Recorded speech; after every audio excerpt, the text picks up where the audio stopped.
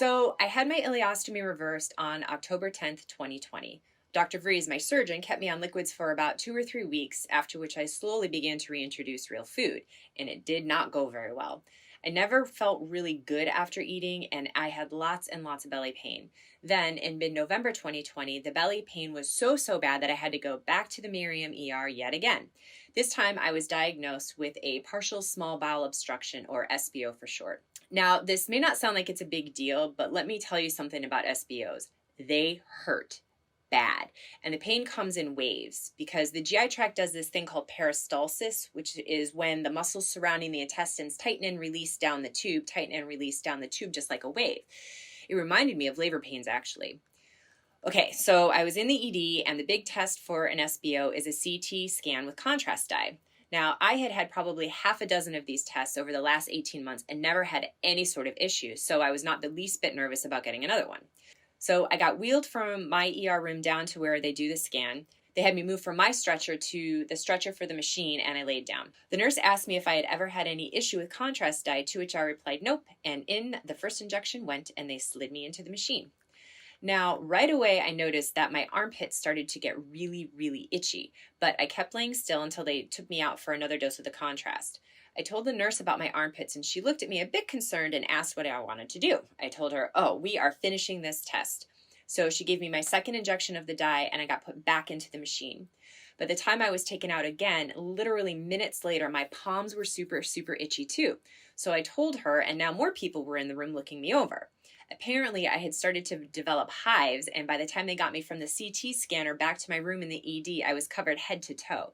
I was having trouble breathing, and I remember thinking about how I had promised my oldest son before I drove myself to the hospital that I wasn't going to die, and how I was going to make a liar out of myself over bullshit contrast dye.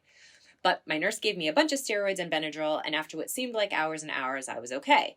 And that is when I was told I did indeed have a partial small bowel obstruction, and I had developed some sort of intolerance to contrast dye. Okay, so back to the small bowel obstruction. When someone has one that lands them in the ER, they are likely admitted to the hospital, and this is done for two reasons. First, for pain management, because as I said, this shit hurts. The second is that when there's an obstruction, they won't let a patient eat or drink anything besides a few ice chips here and there, and this means that the body becomes dehydrated and blood glucose declines. So to manage that, they put the patient on an IV to keep things moving properly. I ended up being NPO, which is the ice only, for days, and was in the hospital for about a week.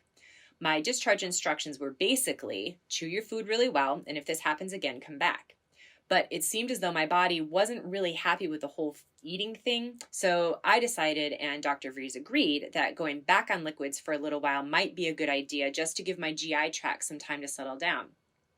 There was nothing that they could see surgically wrong, so my obstruction was attributed to just basic inflammation. Now, when you get put on liquids only, this means you can only eat things that are or will turn into liquid at room temperature. So ice cream and soup were my things for a while. And don't forget that my poop pipes were still not yet cooperating with me, so I was basically unable to eat while also experiencing instantaneous needs to evacuate my bowels. And when that poop feeling would hit, I had about 5 seconds, no lie, to get to a toilet or I'd poop my pants. Yes, I, a grown-ass woman, would poop my pants. It was the most humiliating thing I've been through. COVID masked just how bad it was, because where was I going to go anyway? It was during this particular hospital stay that I began to do some research on what a permanent colostomy or ileostomy might look like, and if it could be done without an appliance. The adhesive allergy was so problematic, and it made the idea of needing to use an appliance for the rest of my life pretty unbearable. Dr. Vries had told me to give my new pipes 6 months to begin functioning properly, and I was only 3 months in. But it was a bad 3 months, and the idea of being on liquids for much longer seemed overwhelming. But I stayed the liquid course the best I could. Each time I cheated and ate real food, I seemed to have a problem. Sometimes I was able to manage a small bowel obstruction at home with rest, but not always. The second SBO that landed me back in the hospital will be our topic for next week. Thank you for tuning in to my cancer journey. Please let this serve as a reminder that our bodies are delicate ecosystems, and we should all get our regular screenings, whatever that may entail, because you, yes, you deserve to have a body that functions at its highest vibration.